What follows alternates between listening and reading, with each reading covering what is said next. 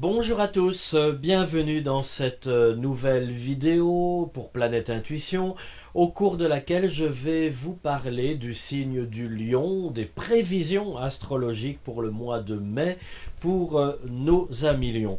Alors, votre actualité ce mois-ci, c'est tout d'abord Vénus, la planète des sentiments, la planète de l'amour, des émotions, qui va aborder votre zone d'ombre le 7 mai. Alors, la zone d'ombre, c'est la maison 12, c'est le secteur, la maison qui précède votre signe, et on ne peut pas dire que ce soit forcément une bonne position pour cette planète des sentiments parce que malheureusement elle va vous mettre pendant quelques semaines un petit peu plus en retrait sur le plan sentimental. Alors vous n'allez pas forcément exprimer vos émotions, vos sentiments pendant cette période. Vous allez être plus introverti, beaucoup plus replié sur vous-même.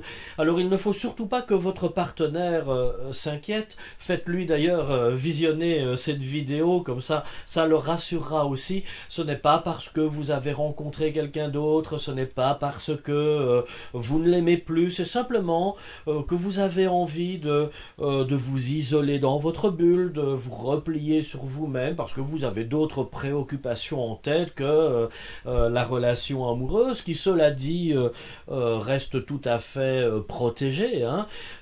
Si vous êtes dans une période de votre vie où vous êtes tout à fait à l'aise avec votre conjoint, tout à fait à l'aise dans la relation amoureuse, il n'y a pas de nuage à l'horizon.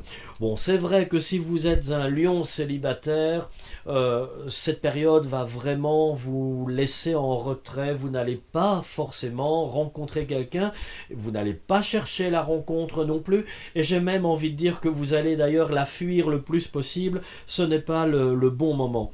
Alors par ailleurs, à cette présence vénusienne dans votre zone d'ombre, c'est la rétrogradation de Saturne qui évolue dans votre maison 5. Alors Saturne, c'est une planète justement de solitude, hein, qui peut représenter une solitude, une attente. En maison 5, ben, c'est le secteur lié aux amours, aux sentiments. Vous allez être amené aussi à douter de vous, de votre capacité à aimer, à vous engager, à vous investir dans une relation. Ce sera surtout important, ce sentiment, si vous êtes seul, hein, vous allez avoir peur de vous engager dans une nouvelle relation parce que vous allez avoir l'impression de ne rien avoir à donner à l'autre, et c'est vrai que c'est quelque chose qui pourrait un petit peu vous faire du mal. Allez, il faut se remonter un petit peu, c'est une baisse de morale sur le plan sentimental, mais vous avez plein de qualités humaines et affectives, beaucoup d'amour à donner, vous le savez, alors surtout n'en doutez pas. Au travail, Mars et le Soleil évoluent respectivement jusqu'au 11 et 20 mai dans votre maison 10. Alors, c'est plein feu sur la carrière, hein.